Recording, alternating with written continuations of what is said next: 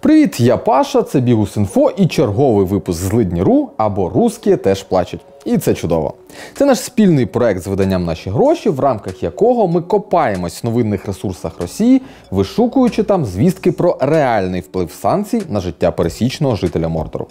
Так, їхні скабєєво-вйови на центральних розканалах кричать, що їм все ніпочем, санкції не працюють і взагалі жить стало лучше, жить стало веселей. Але російська біомаса дивиться на це, радісно улюкає, потім йде в магазин, чи автосалон, чи в аптеку, чи ще кудись, бачить, що звичайних продуктів якось поменшало, решта подорожчала, бушні тачки продають за ціною двушки в Мухосранську, а з лікарських засобів лише жгути і бальзам «Зв'яздочка». Бачить і починає потроху страждати.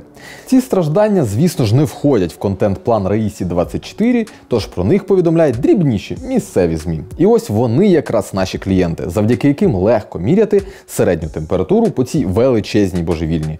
Про це ми якраз і розказуємо в щотижневому форматі. А перед тим, як почати, кілька слів про вас та вашу підтримку. Менш ніж за тиждень на наш канал підписалось майже 20 тисяч нових глядачів, і це дуже круто. Так що домовимось, з нас контент, а з вас поширення і реакції, якщо вам справді подобається те, чим ми займаємось. Якщо ж маєте і бажання, і можливість підтримати нас ще й фінансово, взагалі ідеально. Ці гроші йдуть підрозділу Бігуса, який нині змушує окупантів плакати в дещо інший спосіб. Ну що, погнали?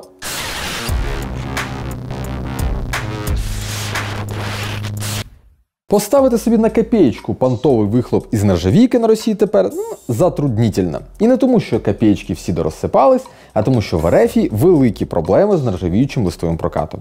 О боже, яка несподіванка! Ви тільки уявіть, 90% від внутрішнього споживання на Росії – це імпортна продукція.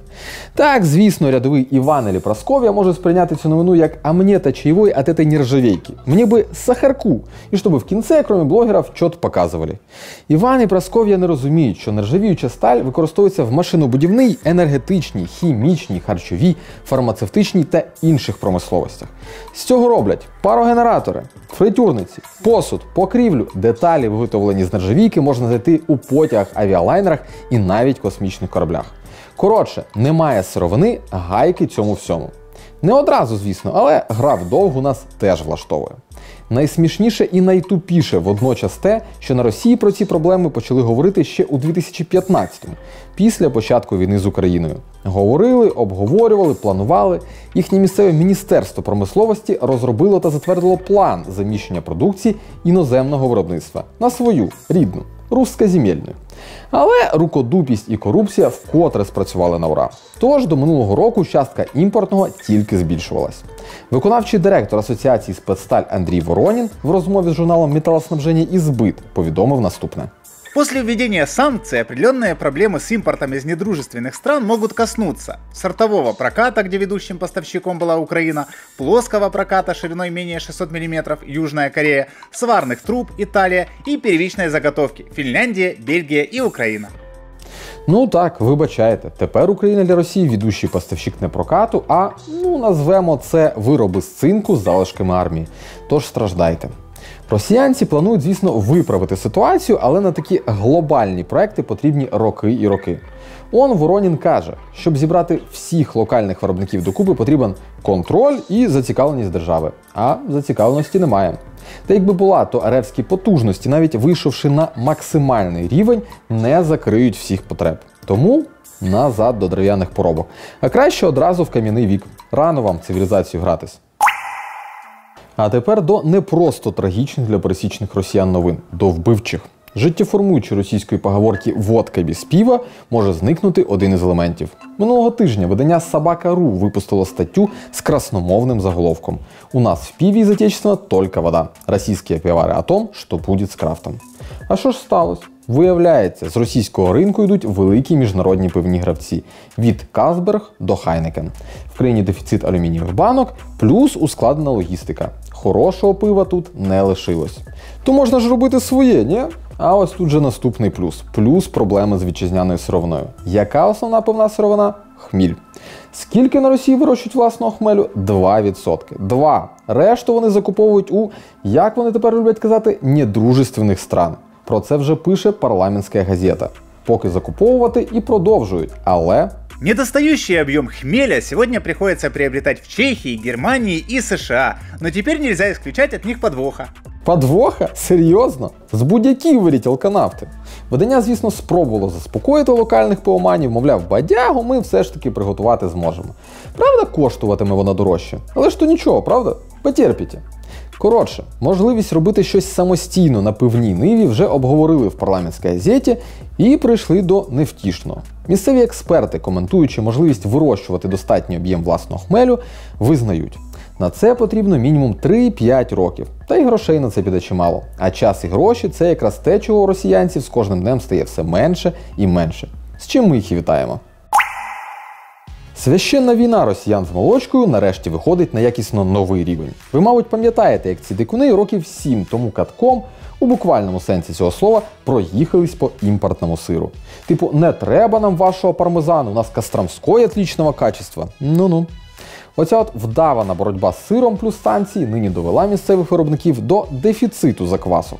І про це пише Сектор Медіа. За оцінкою ТВО директора держпідприємства «Експериментальна біофабрика» Нінелі Сорокіної, залежність сироварного виробництва РФ від імпортних заквасок вище 90%.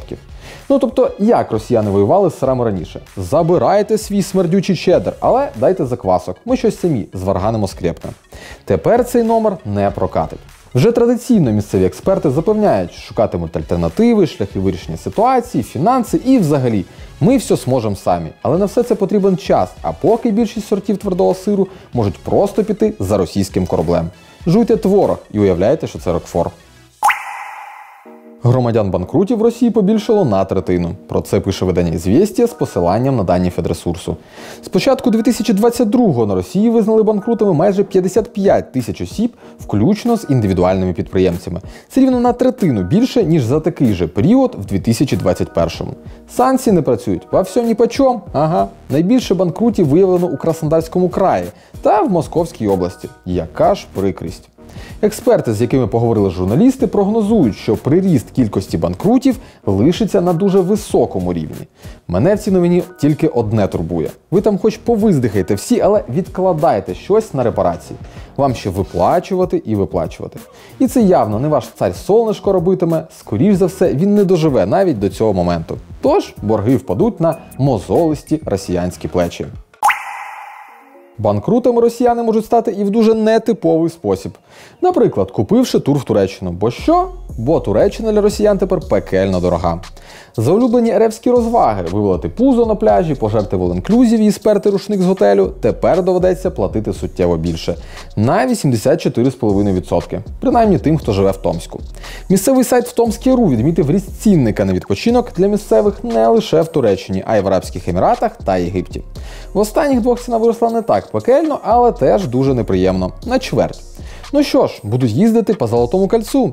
З іншого боку, нахіба їм той відпочинок взагалі? Роботи менше, за товарами в магазин ходити не треба, товари ж теж зникають, а в кіно не підеш, воно відсутнє. Ніякої фізичної втоми. Тож можна просто лежати на пічах. Чим не Єгипет? О, треба ще два слова про «Кіна не буде». Ми вже розповідали про те, як вихід закордонних кінокомпаній вдарив по російським кіноманам. Тут кінотеатри тепер або зачиняються, або ж показують отечественний мотлох. Ось нині закрився кінотеатр «Пролетарій» у Воронежі. Про це повідомляє місцеве видання «Вєсті Воронеж». Показувати кінотеатру немає чого, ось він і не показує. Роботу зупинили ще 31 березня в розкладі жодного фільму. Журналісти намагались дозвонитись до директора «Пролетарія» Ігоря Бикова, але дзвінки він скидав. Можливо, вішався якраз, хто зна. Але вони з'ясували все і без нього. Працівників відпустили аж на 7 місяців. Іронічно, що кінотеатр на місці «Пролетарія» вперше відкрився в 1917 році. Будівля потім була зруйнована в часи Другої світової, потім відбудована і реконструйована. «Пролетарій» навіть входив у топ-10 кращих по країні. Входив і прикро вмер. Не пережив дідушку Путіна. Ну, що ж. А тепер до панічно-гігієнічного. Епопея з прокладками і підгузками набирає обертів. Мордобоїв за підгузки поки що не влаштовують, але масові закупки на чорний день журналісти зафіксували у Волгодонську, Ростові-на-Дону, Волгограді та інших населених пунктах Росії. І тепер недосяжні блага цивілізації, якісну гігієнічну продукцію росіянам продають не більше 3 упаковок в одні руки. А що ж таке? Повертатись до радянських традицій вати і марлі дуже хочеться? Чи прати засрані простирадла подерті на пелюшки? Чи і тут готується амбітний проект імпортозаміщення, який буде успішно провалено? Давайте, зробіть якийсь національний проект Роспамперс. Аналога нет же. До слова, поки лімітовані партії прокладок розмітають з полиць, на Росії починають визнавати ще одну проблему – сантехнічну. Вже зараз ціна на ванни, унітази, будівельну хімію, інструменти та інженерне обладнання зростають. І вже через кілька місяців ці товари можуть опинитись в списку дефіцитних. Коментуючи ситуацію виданню Коммерсант, гендиректор ДК Smart Engineers Хусейн Плієв зауважив, що в учасників ринку виникли як складнощі з доставкою товарів через логістичні обмеження, так і проблеми з проведенням оплати постачальникам та виробникам з інших країн. Ну що ж, покайфували з санвузлами в квартирах і будинках? Ну і досить. Повертайтесь к істокам, вигрібним ямам і вуличним туалетам. Хоча, як показують дослідження соцмереж русських воїнів, насолодитись якими ви зможете в черговому випуску «Йобла війни», сантехніка на Росії і так для багатьох в діковінку. Тож, дірка у формі дупи, сморід і пачка газет замість туалетного паперу. Ну от, до слова, знову про папір. Ми вже озвучували проблеми російських регіонів зі звичайним білим офісним папером. Розповідали про продаж використаних аркушів, було і про сіро-коричневий екопапір. Так от, нова сторінка цієї історії. На Уралі, схоже, змирились з тим, що нормального паперу більше не буде, і заговорили про використання у виробництві місцевих газет, шкільних підручників та іншої поліграфії, не виділених хімреактивами аркушів. Втратять яскравість преса, книги, а за ними, сподіваємось, і життя уральців через все ті ж санкції та відсутність замінників іноземній хімії, яку використовували для отримання звичайного для цивілізованого світу білого паперу. Слово доценту Уральського федерального університету Андрію Тягунову. Мы долго сидели на европейских материалах, игнорируя, возможно, небезосновательно, азиатские варианты. Те восточные производители, которых можно было затащить на наш рынок, уже законтрактованы и связаны. Чтобы у нас появилась азиатская бумага и материалы, им придется увеличивать мощности для разгона, а на это уйдет год-полтора. Не менш песимістичні прогнози і в директора ТОВ Уральської філії ТОВ Європапір Дмитрія Смірнова. Надо понимать, что логистика из Китая занимает порядка 4 месяцев. Плюс мы пропустили несколько месяцев заказов производства. Поэтому неизбежно на рынке будет дефицит как по бумаге, так и по картону. Я б радив уральцям не надто перейматись. Враховуючи впевнені кроки керівництва РФ до ізоляції країни від світу, газети та книги вам не знадобляться. Ну, хіба коли туалетний папір закінчиться. Дивіться телевізор, там все скажуть і всьому навчать. А хоча населення і так цим займалось щоденно останні десятиліття, тож дебілізуйтесь там собі далі. На сьогодні у мене все, а поки мої колеги готують для вас нову порцію відео про колаборантів, військову техніку, руснявих мародерів, фейки та дезінформацію, ви не забувайте підписуватись на наш канал.